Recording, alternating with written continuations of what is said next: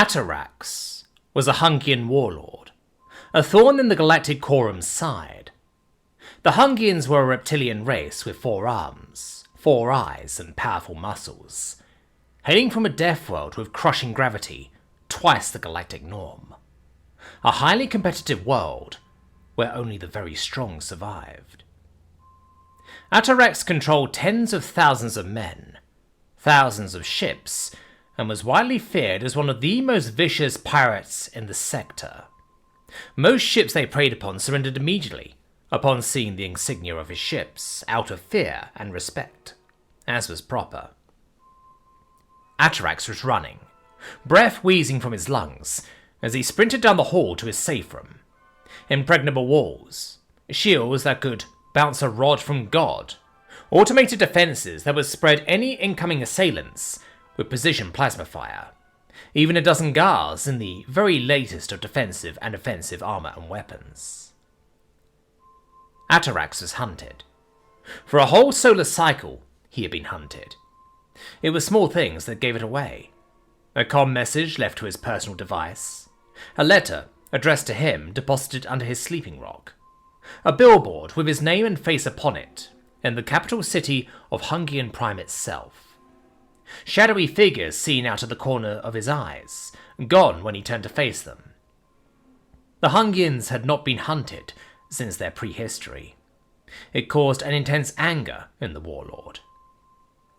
After much treasure spent, men lost, and threats, Atarax had found out what was hunting him. Humans. Persistent predators from an unremarkable world, orbiting an unremarkable star. Sure, the gravity was a touch high, and the animals were vicious, but they were nothing to come home about. A little more adaptable than the norm, perhaps. They were just there, integrating themselves into all sectors of the GQ's government and commerce, and so were a common sight in most places. Atarax had no idea why the humans were after him. He hadn't raided their ships, deeming the heavy armour and oversized weapons not worth the cost of whatever they might be carrying. He hadn't taken their people as chattel, their mediocre abilities not really worth the effort. He hadn't even raided their colonies, as they seemed to mostly produce grain that was turned into alcohol via fermentation of all things. He slammed the door shut behind him, hearing the many locks engage with a chorus of mechanical clicks and clicks. Finally, a shimmering blue shield sprang into being, preventing the door from being harmed by anything short of a battleship's main gun. Safe. Atarax breathed a sigh of relief, dual heart slowing as he began to relax. Vidscreen sprang to life, showing the hallways connecting to the safe room, showing his guards rushing to their places, ready to defend him with their lives. He thumped his tail against the ground, his species sign of pleasure, and poured himself a drink.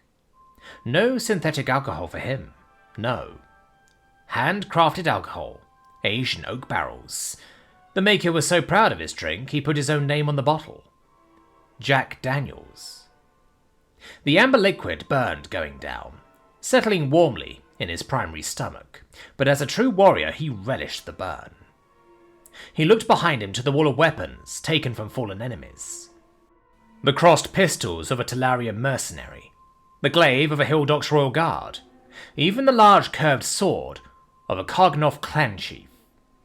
They lay in place of honour among a dozen others, all from enemies defeated in single combat.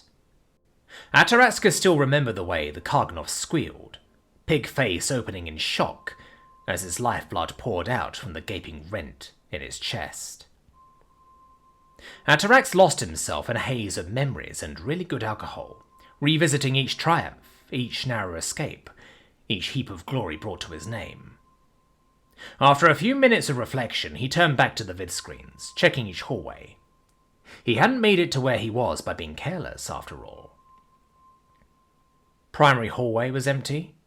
Maintenance hallways were equally so. Even the secret escape tunnel was devoid of movement.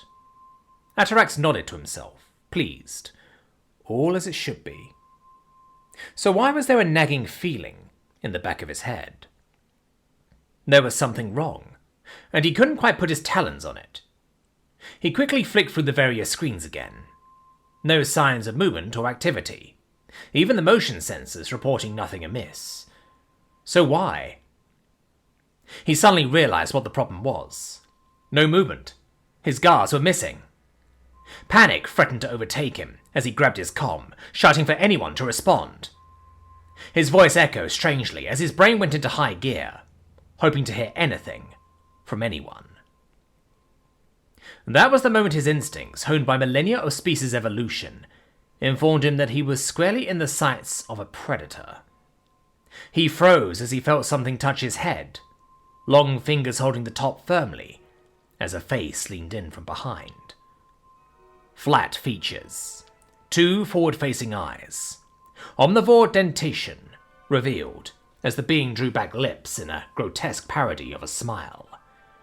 A human! Atarax felt his bladder let go as the human spoke, voice quiet, like the silence of the void itself. Atarax the Warlord, we have been trying to contact you about your ship's extended warranty. Atarax screamed, and everything faded to black as he fainted.